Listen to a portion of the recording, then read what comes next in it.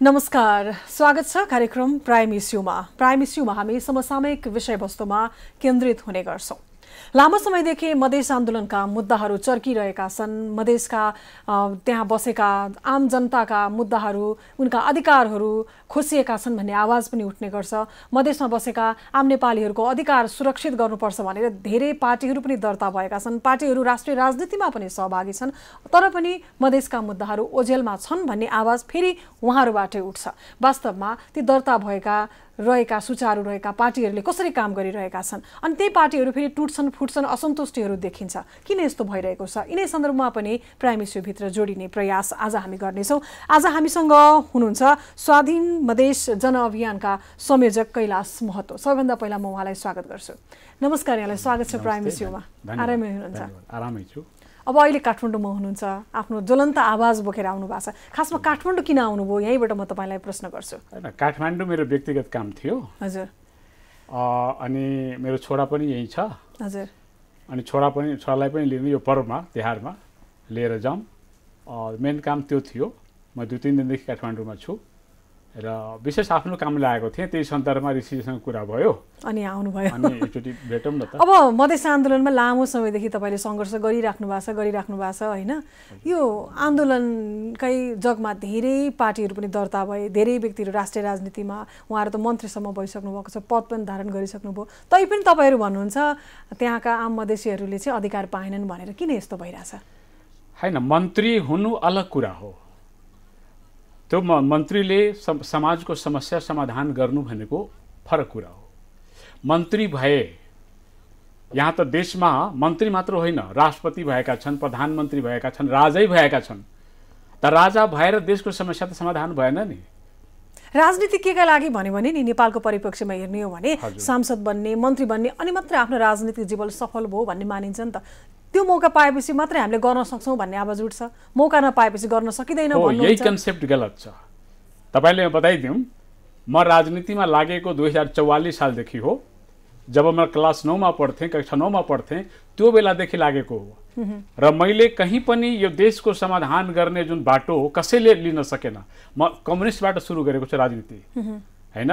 म मधेसवादी कहिले 63-64 मा जुन मधेसको आन्दोलन भयो नि उपेन्द्र यादवजीको नेतृत्वमा, त्यसपछि त्यो एमालेको चरित्र देखेर, मधेस विरोधी चरित्र देखेर मैले बाध्य भएर उपेन्द्रजीसँग मैले सहकार्य गरेको थिएँ है। त मैले त हामीले देखेका छौँ नि, राजालाई देखियौँ, राजाले देशको लागि राम्रो गरिदिएको भए यो प्रजातन्त्रको कुनै आवश्यकता पहिला एउटा राजा थिए नि, हेर्नुहोस् न, अहिले त धेरै राजा भयो क्या यो देशमा। हैन, त्यही त, कुनै पनि राजाले, एउटा राजाले वा धेरै राजाले, कुनै पनि राजाले वा राजाको समूहले देश र जनताको लागि मतलब खरा साबित भइदिएनन्। जनता जहाँको त्यही छ हैन। नेपालको जुन औकात थियो, नेपालको जुन इतिहास र गरिमा थियो, त्यो गरिमालाई समेत यी नेताहरूले बेचेर खाने एउटा बाटो बनाएका छन्। त्यसो भए तपाईँ भनिदिनुहोस्, गणतन्त्र नेपालको लागि वरदान भइरहेछ कि अहिलेको अवस्थामा अभिशाप भयो? अहिले गणतन्त्र मेरो लागि भन्ने हो भने यो गणतन्त्र छँदै छैन। के को गणतन्त्र?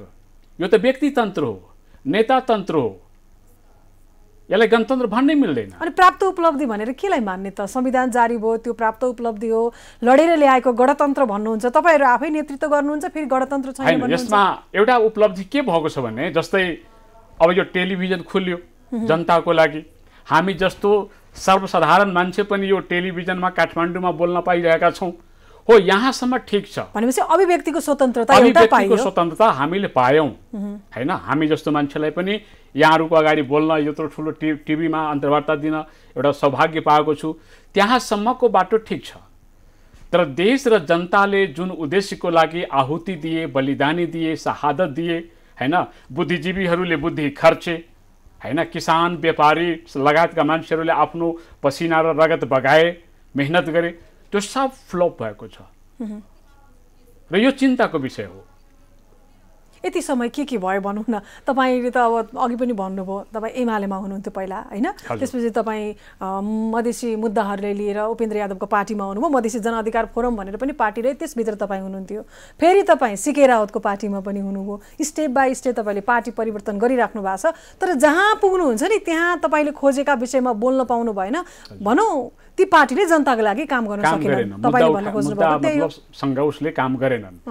र म तपाईलाई बताइदिउँ यो आरोप म माथि केही व्यक्तिहरूले लगाउँछन् कि तपाईँ त खालि पार्टी बदल्नुहुन्छ, दल बदलेको बदली मात्रै गर्नुहुन्छ। म एउटा गर्व के गर्छु भने म दल मात्रै बदलेको छु, नियत बदलेको छैन। अरूहरू जस्तो मुद्दा बदलेको छैन, मुद्दा बेचेको छैन, नियत बेचेको छैन।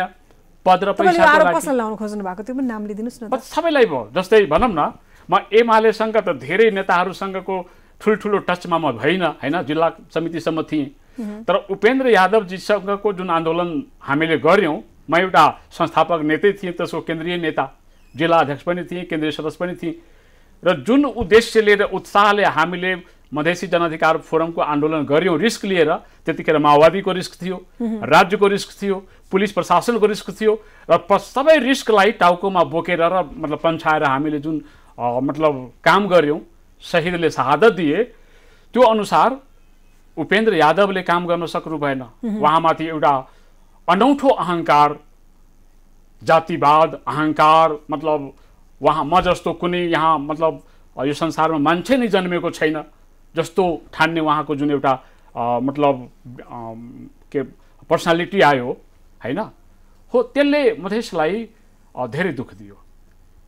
र मधेस आन्दोलनलाई वास्तवमा भन्ने हो भने यिनीहरूले बेची खाने भाँडो जुन भन्छ नि नेपालीमा, हो त्यो बनाए। भनेपछि राजनीति गर्ने एउटा एजेन्डा चाहिन्थ्यो। त्यो एजेन्डा चाहिँ मधेसी जनताका मुद्दा भए, मधेसी जनताको काम लागि हितकर काम गर्नुभन्दा पनि आफ्नो स्वार्थ पूरा गर्नको लागि त्यसलाई एउटा विषय बनाइएको थियो। बिल्कुल व्यक्तिगत र पारिवारिक स्वार्थ पूरा गर्नको लागि आफ्नो गरिबी हटाए। म पनि तपाईँलाई एउटा आरोप लगाऊ, तपाईँले कुनै मौका नपाएर यो आरोप लाउनु भएको होइन नि है? तपाईँलाई मलाई एउटा उदाहरण, मतलब तपाईँ झलनाथको खनालको बेलाको मन्त्री परिषदको निर्णय हेर्नु होला वा पार्टीको निर्णय नै हेर्नु होला।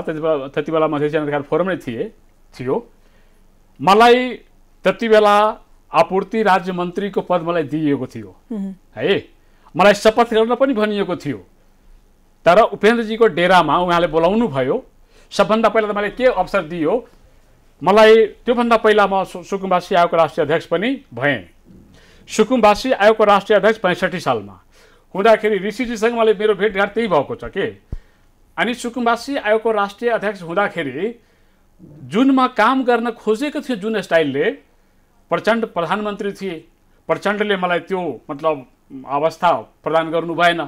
मैले आफ्नो अध्यक्ष उपेन्द्र यादवजीलाई भने म अध्यक्षै भएर के गर्छु, सुकुम्बासी आयोगको मैले काम त गर्न पाउनु पर्यो, उहाँहरूले केही गर्न सक्नु भएन। र म धन्यवाद दिन्छु त्यो आयोगको जुन मतलब माधव घिमिरे हुनुहुन्थ्यो हाम्रो सचिव, उहाँले खोलेर मेरो प्रशंसा गर्नुभएको थियो कि कैलाश सर हजुर, त्यतिखेर मातृकाजीको बडा प्रशंसा हुन्थ्यो, मातृका यादवको।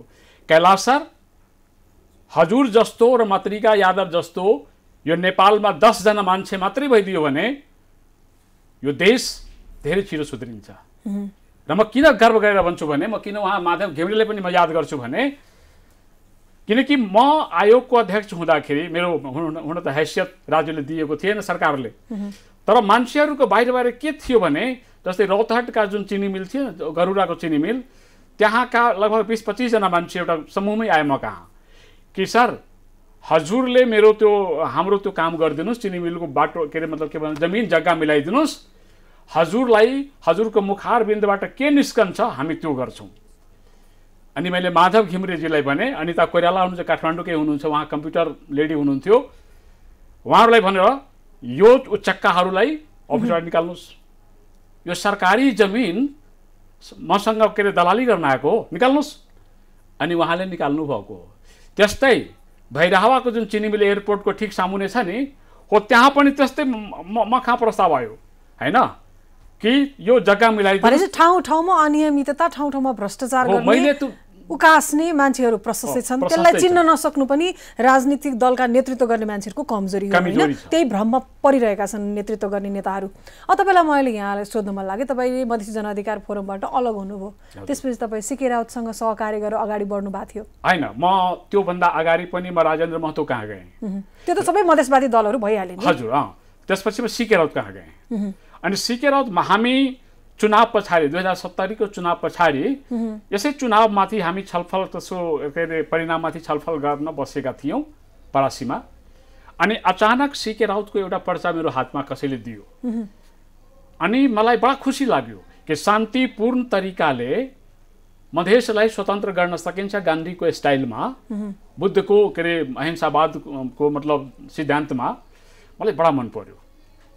अनि मैले सीकेजीलाई आफैले फोन पत्ता लगाएर फोन गरेँ कि सीकेजी तपाईँको मैले यो परिचय एउटा पाएको छु, बाटो अगर अहिंसक छ भने यसमाथि किन हामी छलफल नगर्ने।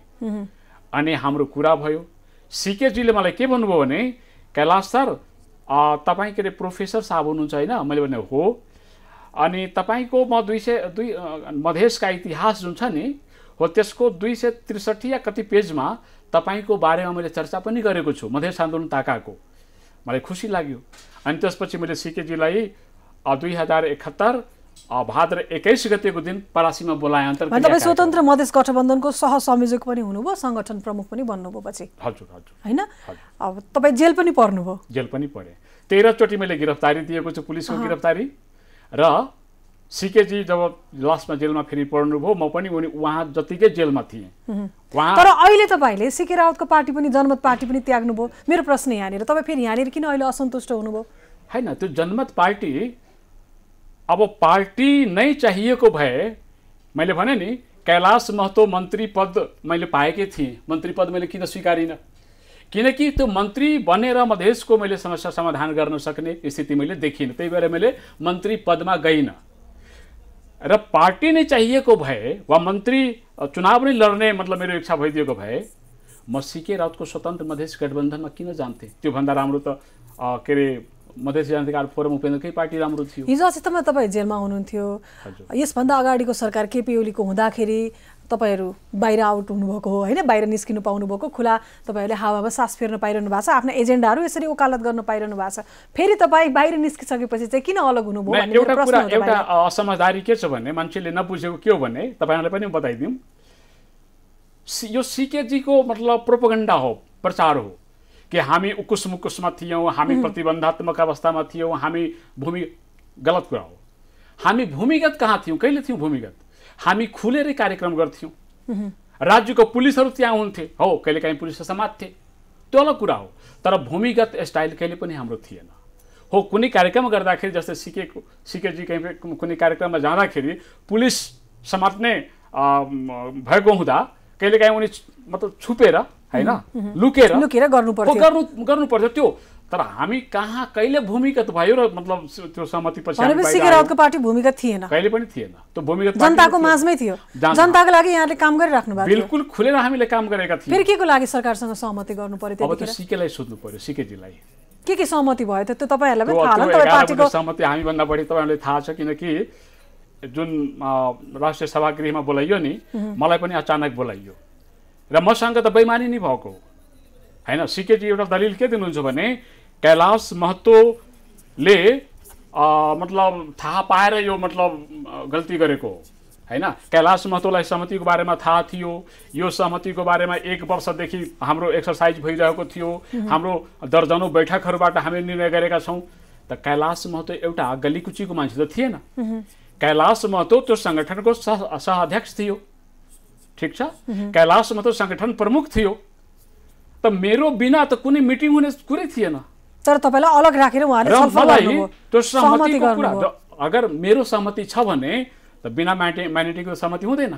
कुन म्यान्डेटिङमा मेरो हस्ताक्षर छ कि हामी सहमतिमा जाने? यहाँनिर नि अहिले सीके राउतको पार्टीले मधेसी मुद्दा उठाउँदै गर्दा पनि जनताहरूलाई दुःख दिइरहेछ, कुटपिट गरिरहेछ। हिजो अस्ति पनि आवाज उठ्यो इन्जिनियरहरूलाई नै गएर कुट्यो भनेर। यही काठमाडौँमै पनि इन्जिनियरहरूले पनि आन्दोलन गर्नु माइतीघर मण्डलामा के यसरी नै कुटपिट गरेर धम्क्याएर पार्टी चलिरहेको हो।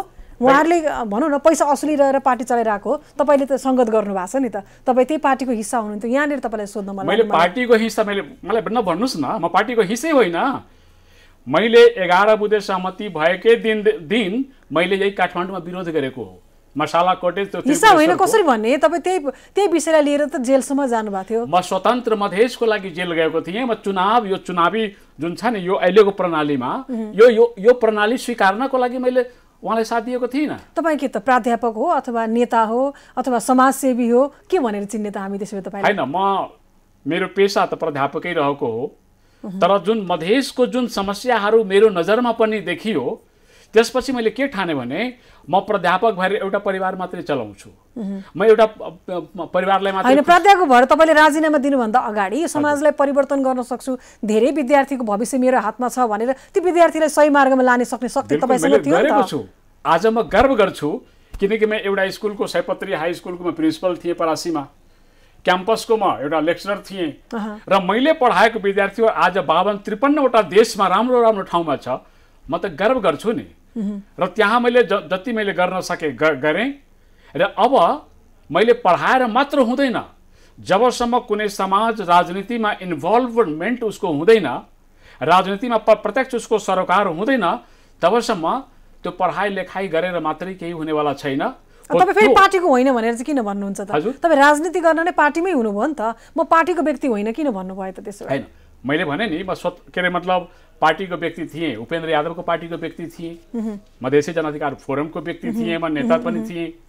म त्यसपछि जब म स्वतन्त्र मधेस गठबन्धनमा लागेँ म नेता त थिएँ, तर यो प्रणालीमा जुन चुनाव भइरहेको जुन छ नि, यो मिश्रित प्रणाली, यो परम्परागत प्रणाली, यो परम्परामा यो परम्परागत निर्वाचन प्रणालीले मधेसलाई मात्र होइन, पहाडका आदिवासी जनजाति बाहुनकै पनि गरिब पिछडेकाहरूलाई केही दिनेवाला छैन। यो लुटेराहरूको निर्वाचन प्रणाली हो। म यसको सख्त विरोधी छु र यो निर्वाचन प्रणालीमा सिके गएको हुनाले म सिके राउतको कदमको विरोध गरेको छु। भनेपछि अहिले तपाईँले जनमत पार्टी त्यागिसक्नुभयो? त्यो मैले त्यागेको आज 1 वर्षभन्दा बढी भयो। म गत साल असार 13 गते नै त्यागेको थिएँ। तर तपाईँसँग सँगसँगै हिँड्दै गर्दाखेरि कैलाश महतो सिके राउतसँगको त्यो छवि त मेटिएको छैन अझै पनि? अब होइन, एउटा छविको लागि मलाई गर्व लाग्छ कि राज्यले वा तपाईँहरूले जुन मलाई एउटा के अरे दिनुभएको छ पहिचान कि म स्वतन्त्र मधेस गठबन्धनको नेता थिएँ। अब यो भनिदिनुहोस् नि, सिके राउत वास्तवमै अराजक हो? सिके राउत अहिलेको अवस्थामा जुन जनकपुरमा घटना घट्यो नि, 2टा घटना, एउटा त के अरे डिजी इन्जिनियरमाथि जुन हातपात भयो, बेइज्जती गरियो हो त्यो, र अर्को भले उहाँहरूले दावा गर्नुहुन्छ कि हाम्रो हात छैन, तर हात उनीहरूकै लाग्छ। एउटा प्रधानाध्यापकमाथि फेरि के अरे जुत्ताको माला लगाइयो, होइन, कुटपिट गरियो, प्रधानाध्यापकलाई बेइज्जत गरियो जनकपुरमा। त्यो 2टा घटना अशोभनीय छ, अराजक छ।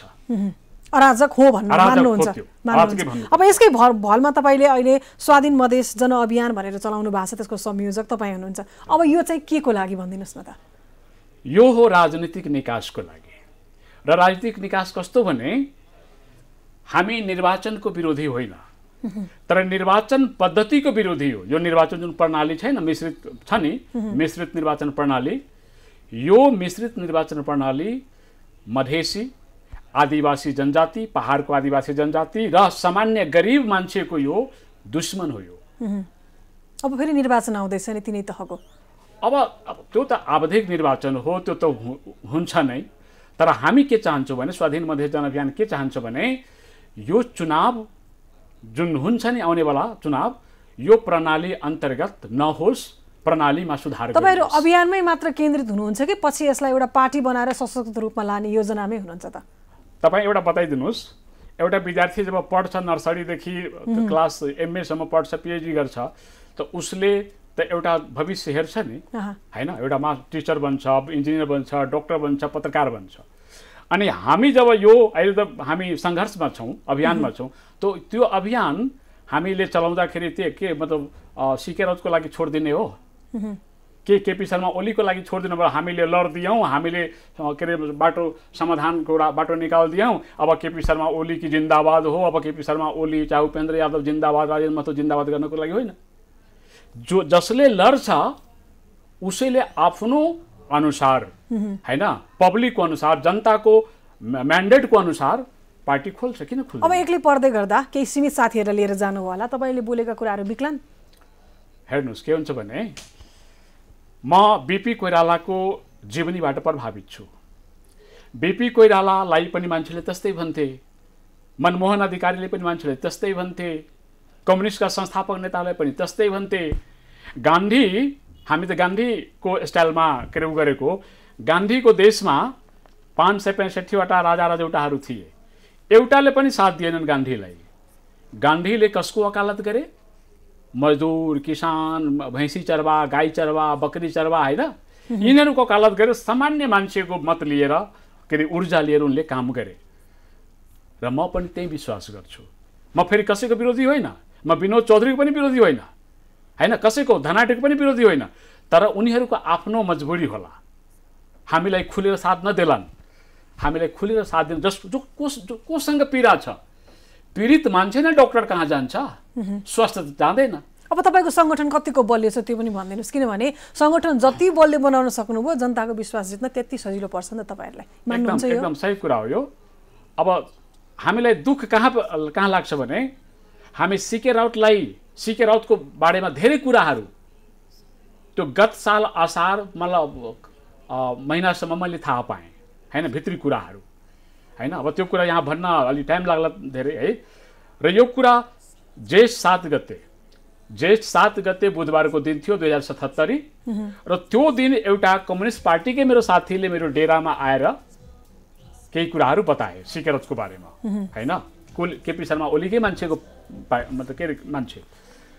अनि त्यसपछि मेरो अर्को एउटा दिमागमा दृश्य देखा पर्यो, के गरेको सिकेले। अनि त्यसपछि बल्ल हामीले वहाँ के भन्दै हुनुहुन्छ, हमने रास्ता बदला है, उद्देश्य तो वही है, सहमति भर किया है, उद्देश्य तो वही है, जनमत दो, आजादी लो। मुद्दामाथि मुद्दा सिके बदल्दै जान्छ के, एउटा मुद्दामा स्थिर छैनन्। के भन्छन्? पहिला हामीले के भन्दथे सिकेजीले, आजादी से 1 इंच भी कम नहीं, सर कट जाए तो भी कोई गम नहीं। जिन समुदायों का सेना और संविधान नहीं, उसका कोई कल्याण नहीं। अनि त्यसपछि सहमति गरे, सहमतिको साथीहरूले विरोध गरे। त्यसपछि विरोधलाई साम्य पार्नको लागि जनमत दो, आजादी लो नारा दिए, त्यसलाई पनि बदलिदिए। त्यसपछि जन्म दो, अधिकार लो, त्यसपछि जन्म दो, सारा अधिकार लो, त्यसपछि जन्म दो, 10 लाख नौकरी लो। तपाईहरु जस्तो मान्छेले त राजनीतिक दलका नेतृत्वहरूलाई चिन्नुहुन्न रहेछ, नेताहरूलाई चिन्नुहुन्न भने आम जनतालाई चिन्न झन् गाह्रो पर्ने है। हामीले एउटा इज्जत र सम्मान विश्वास केमा कहीँ न कहीँ त गर्ने न हो। सीके राउतमा एउटा मतलब लोभ लाग्दो एउटा तस्बिर थियो, व्यक्तित्व थियो उहाँको। के अमेरिकाबाट आएको वैज्ञानिक, पीएचडी त्यो पनि क्याम्ब्रिजबाट, मास्टर डिग्री टोकियो युनिभर्सिटीबाट, नेपालको युनिभर्सिटीमा टप गरेको, हैन, लाखौं करोडौं कमाई गर्ने मान्छे। त्यो यो जुन थियो त्यो सबैको लागि थियो, म मात्रै होइन, हैन। म पनि पीडित न हो, पीडित समुदायको पीडित व्यक्ति हो। र हामीलाई लाग्यो, नभए मैले भने नि अहिले त म 2-3 चोटि मन्त्री भइसकेको हुन्थे। यो सबै मैले किन छोडे? यो सधैँ पहाडी मधेसी, नेपाली मधेस, नेपाल मधेस, यो किन कचकच गर्ने? एकैचोटि राफसाफ हो। त्यसको लागि सीकेसँग हामीले उ गर्यौं, विश्वास हामीले मतलब हामीले गर्यौं। हामीले त विश्वास नै गर्नु, धोका पाउनु हो, धोका पायौं हामीले, मधेसले धोका पायो। त्यो सीकेजीले नगर्नु पर्ने हो कि? वा त एउटा सामान्य कुरा छ नि, सहमतिको हामी विरोधी छैनौं। हामीले दुनियाँ जितिसकेर पनि सहमति गर्थ्यौं नै। सहमतिको विरोधी म छैन, हामी छैनौं। तर सहमति गर्ने तरिकाको हामी विरोधी छौं। दुनियाँको कुनै पनि राजनेता, सीके त राजनेता न हो। स्वतन्त्र मधेस गठबन्धनको सम्म एउटा राजनेता, दुनियाँको कुन राजनेताले, तपाईहरु पत्रकार हुनुहुन्छ, कुन राजनेताले जेलको के रे मतलब पिंजराबाट सहमति गरेको छ दुनियाँमा? That is only C K Raut. He is only one person in the world जसले अब के लोभमा, के लालचमा, के त्रासमा, कुन विद्वतामा एउटा हुन्छ नि वार्ता टोली बनाइन्छ सहमतिको लागि, हैन। मण्डेलाको उदाहरण दिनुहुन्छ। मण्डेलाले बोथालाई भनिदियो, तुमसे कोई सहमति नहीं करेंगे, पहले शर्त यह है कि बाहर निकालो हमारे साथी को, हैन। उहाँको त कुनै उ नै आएन। जेलबाट सहमति राजनेताले गर्दैन। आफ्नो साथी र आफ्नो परिवारमा सोध्छ। एउटा सामान्य तपाईं एउटा घर लिनुहुन्छ, एउटा मोटरसाइकल हुन्छ 2 लाखको, धेरै छानबिन गर्नुहुन्छ, कुन मोटरसाइकल लिने, के गर्ने, कहाँबाट लिने, कुन भनेपछि यो सहमतिमै धोका छ भन्नुहुन्छ यहाँले। अब हामी अन्त्यमा छौँ, बिदा माग्नुपर्छ। तपाईँसँग धेरै लामो समयदेखि तपाईँले आन्दोलनमा हुमिनु भएर नेतृत्व गर्नु भएर अगाडि बढ्नुभएको, तर जेको लागि गर्नुभएको त्यो केही पनि आम जनताले पाएनन् भन्ने नै तपाईँको गुनासो हो। तपाईँले त्यसकै लागि एउटा जनसङ्गठन पनि, जनअभियान पनि अगाडि बढाउनु भएको छ। त्यसले राम्रो काम गर्न सकोस् त्यो कामना हाम्रो पनि छ, जनताले पनि अपेक्षा गरून्। जाँदा जाँदै तपाईँले हामी गर्छौँ भनेर विश्वास दिलाउने आधार ठ्याक्कै के छ भनिदिनुहोस् त। तपाईँलाई एउटा म एउटा के भनिदिउँ भने, हामीले जन आवाज उठाएका छौँ, किनकि हाम्रो दुईटा मुद्दा छ। हामी चाहन्छौँ, अभियानले चाहन्छ, हाम्रो स्वाधीन मधेस जनअभियानले यो निर्वाचन जुन प्रणाली छ यसलाई परिवर्तन गरेर पूर्ण समानुपातिक निर्वाचन प्रणाली हुनुपर्छ, जसमा सबै समुदायको राज्यमा पहुँच होस्। दोस्रो माग हाम्रो छ, त्यति बेलाको राष्ट्रपतिको रूपमा पनि काम गर्थे गिरिजाप्रसाद कोइराला, 8 दलको संयुक्त दल सरकारको प्रधानमन्त्री थिए हो। त्यो ऐतिहासिक जुन सहमति छ अहिलेसम्म नेपालको सन्दर्भमा कुनै पनि सहमति त्यस्तो मजबुत छैन। र 2064 फाल्गुन 16 गतेको दिन गिरिजाप्रसाद कोइरालाले मधेससँग जुन 8 बुँदे सहमति गरेका छन् त्यो अक्षरशः पालना हुँदै यो निर्वाचन प्रणाली पूर्ण समानुपातिक होस् भन्ने हाम्रो आवाज हो, हाम्रो माग हो। र यसको लागि हामी तयारी गर्दैछौँ। र हामी के अरे यो लकडाउनमा अभियान सुरु गऱ्यौँ, लकडाउनको शिकार भयौँ र अहिले हामी लागेका छौँ। हस्, त्यसको सफलताको कामना। धन्यवाद तपाईँलाई यो समय र साथको लागि। हस्, थ्याङ्क यू। दर्शकवृन्द, आज हामीले विशेष गरी लामो समयदेखिको मधेस आन्दोलनले प्राप्त गरेका उपलब्धि भन्दै गर्दा पनि ती उपलब्धिहरूले आम मधेसका जनताहरूले प्रत्याभूत गर्न पाएका छैनन् भन्ने कुराहरू पनि निस्कन्छ। गणतन्त्र र संविधानका कुराहरूलाई उपलब्धिको रूपमा मानिन्छ, तर वास्तवमै ती आम जनताले त्यसको उपलब्धिको अनुभूति गर्न पाएका छन्। यिनै प्रश्नमा केन्द्रित भएका थियौँ। आज हामीसँग स्वाधीन मधेस जनअभियानका संयोजक कैलाश महतो हुनुहुन्थ्यो। आजको लागि प्राइम इस्यु यति नै। बिदा पाऊँ। नमस्ते।